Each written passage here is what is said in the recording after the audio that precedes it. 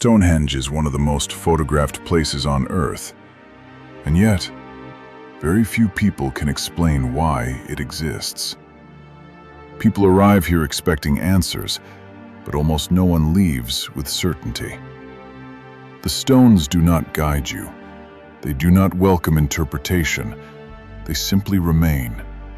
And that refusal is the first thing you feel. We recognize Stonehenge immediately. The shape is familiar. The repetition of stone feels deliberate. Even people who have never been here feel as if they already know it. And yet, recognition creates a full sense of understanding. We call this place a calendar, a temple, a prehistoric observatory. These explanations sound precise. They sound reassuring. But none of them explain why standing here feels heavier than simply looking at an image. Because Stonehenge was never meant to be understood from a distance. It was meant to be entered. As you move closer, your pace slows without instruction. Your body adjusts before your thoughts do. Nothing tells you to stop. Nothing tells you where to stand, and yet, you do both. This is not architecture that explains itself. It is architecture that begins to act on you before you understand why. Stonehenge does not communicate with words. It communicates through position. Where you stand matters. Where you wait matters. Where you look matters. Meaning here is not delivered through language. It is produced through the placement of bodies in space. This monument does not ask what you believe.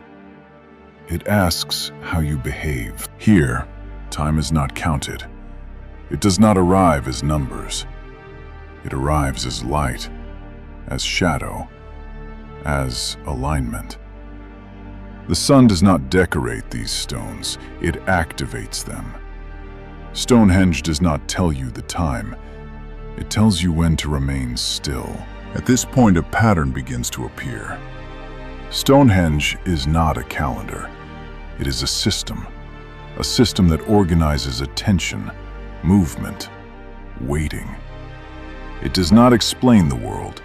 It arranges how the world is experienced. And arrangement, when repeated, becomes authority. Whoever controlled this space did not need to speak. They controlled when people gathered, when they stood still, when they witnessed change together. Authority here did not announce itself. It did not persuade. It did not argue. It positioned bodies and allowed time to do the rest. Power was felt, not declared. Stonehenge survived because it did not depend on language. It was remembered through repetition, through ritual, through shared presence. What was learned here was learned by returning, again and again. Memory did not live in words. It lived in the body. And what the body remembers rarely needs to be explained. Today, we ask Stonehenge to explain itself. We photograph it, we label it, we summarize it, we turn it into information. But in doing so, we misunderstand its purpose. This monument was never meant to answer questions. It was meant to shape behavior. Stonehenge does not tell a story. It does not explain its purpose. It does not justify its existence. It creates a condition where bodies slow down, where attention is held, where time becomes something you feel, not something you measure. Once you understand this, the mystery does not disappear. It becomes more precise, more controlled. Some monuments were never meant to speak. Even after everything we've said, Stonehenge still refuses to explain itself. And that refusal is not a flaw, it is the point. Meaning here was never meant to be extracted. It was meant to be entered. You don't arrive to understand Stonehenge. You arrive to be positioned by it. The stones do not teach. They regulate. They slow the body. They align attention. They make waiting unavoidable. In a world obsessed with explanation, this kind of structure feels uncomfortable because it cannot be summarized. It cannot be consumed quickly. Stonehenge asks for something else. It asks for time, for presence, for stillness. And that is why it still matters. Not because we don't know what it is, but because it reminds us of what knowledge once felt like before it needed to explain itself. Even after everything we have said, Stonehenge still resists explanation. And that resistance is not a limitation. It is its true function.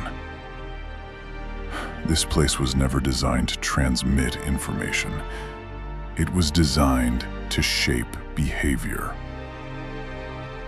You do not come here to learn something new. You come here to experience something ancient, to slow down, to wait, to stand still in the presence of time. In a world obsessed with clarity, Stonehenge remains deliberately opaque, not because it hides meaning, but because it produces it through silence and repetition. This is why it still unsettles us, because it reminds us of a form of knowledge that did not need to explain itself in order to be obeyed. Some structures were never meant to teach.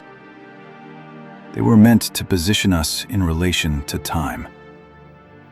The silence of art. Some structures were never meant to teach.